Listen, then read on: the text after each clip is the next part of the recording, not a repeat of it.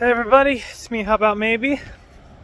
And I'm at the beach.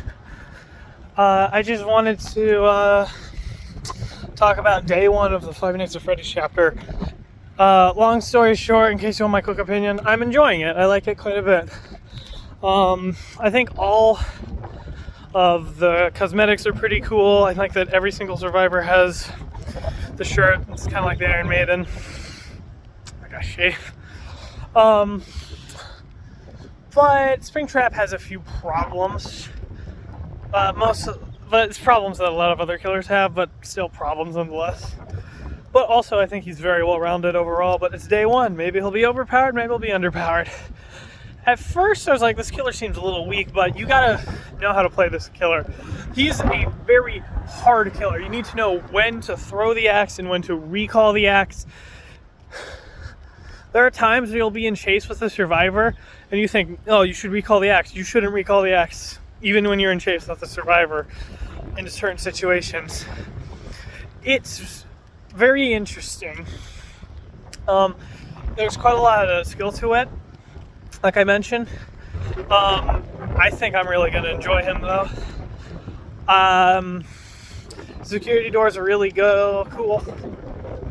I just wish that survivors would use them more, because I have gotten one grab today as a killer. But maybe I'm just unlucky. Yeah, he's pretty well-rounded.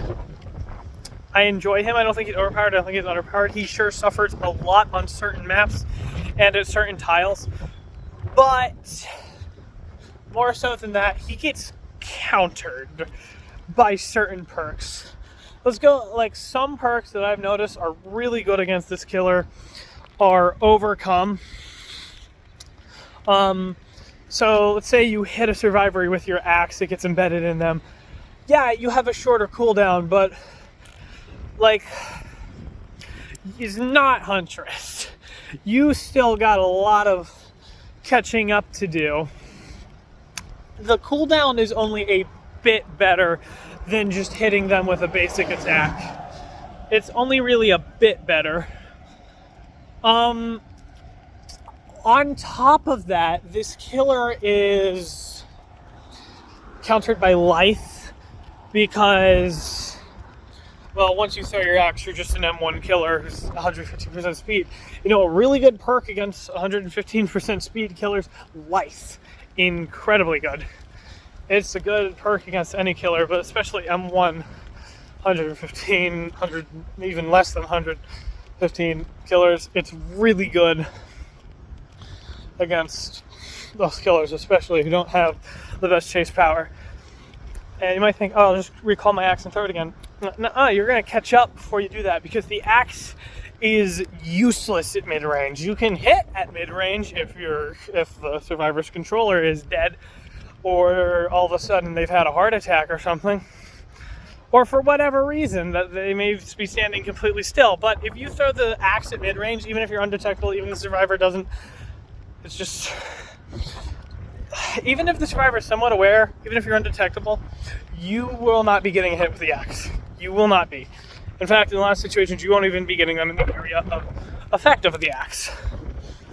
This is a thing that you need to use in chase. You are not going for orbitals. It's not like Unknown, not like Huntress. You really don't go for orbitals.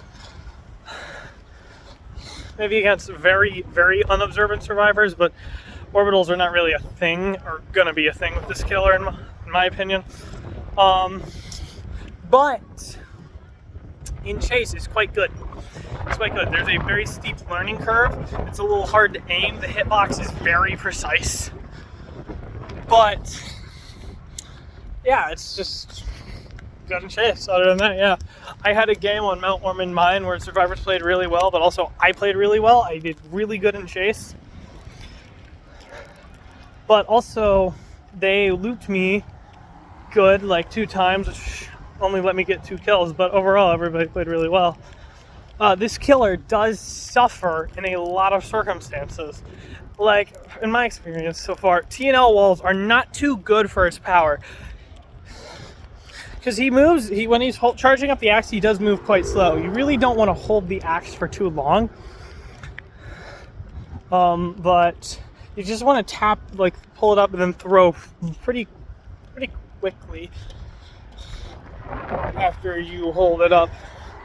Otherwise, you're probably going to be in a bit of trouble in a lot of situations.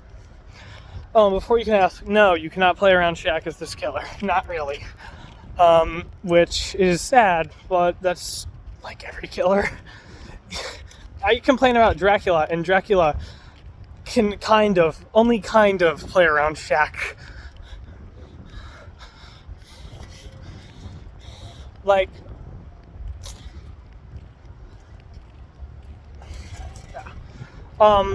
sorry, almost got off topic there. I really like him. Playing as him is pretty fun. He is really hard to get into, like I said, though. But playing against him, I've been gen grabbed so many times. I don't know. It's usually by the glitch trap and Matthew Lillard skin. I don't know what it is. I think those skins are quieter. They have quieter footsteps, so they're kind of pay to win. Because Springtrap has loud, clunky footsteps. He's very loud. You're not going to be sneaking up on survivors for the most part, but with those two skins, I feel like you really can sneak up on survivors. But other than that, I haven't hated going against him. He's not overpowered, he's not underpowered. People are already doing some pretty cool skill things with him. Yeah, again, this is day one. We'll never know how we're going to figure out what we're going to figure out about this killer, what techs he can do. Yeah.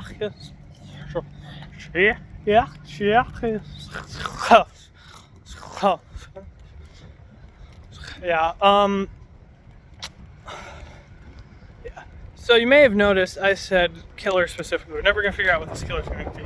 It is of my opinion that you cannot, in the first few weeks even, not just first day, first few weeks of a killer being out, we cannot determine their place on a tier list.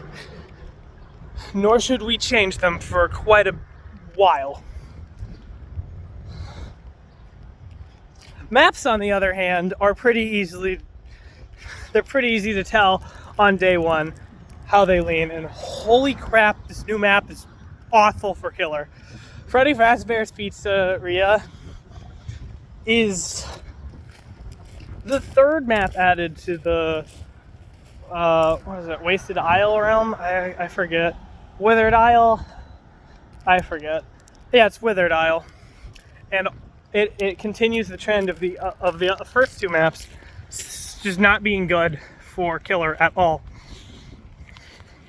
The main building has four windows that are incredibly good. A really good palette that can spawn just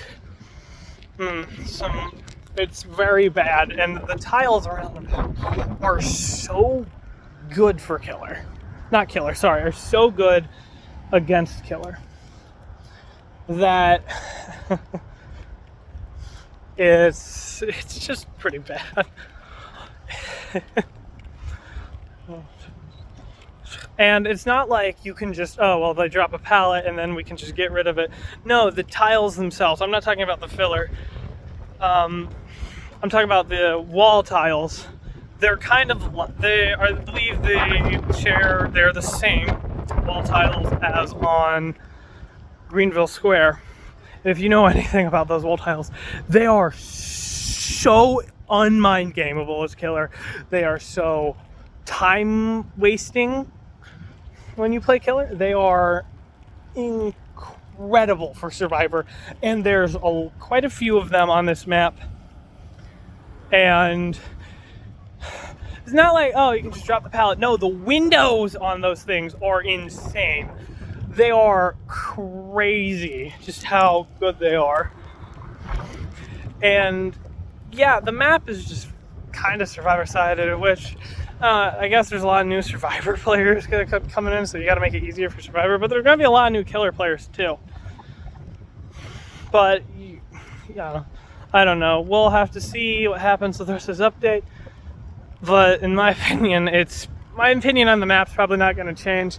It's not the worst map in the game, but holy crap, it's still really, really bad for killer. It's still absolutely abhorrent for killer. But yeah, that's about it for day one. All I can think of. If I forgot anything, sorry. Love you all so much. Thank you all so much for watching. Having a lovely vacation. I will try to stream when I can. Well, bye.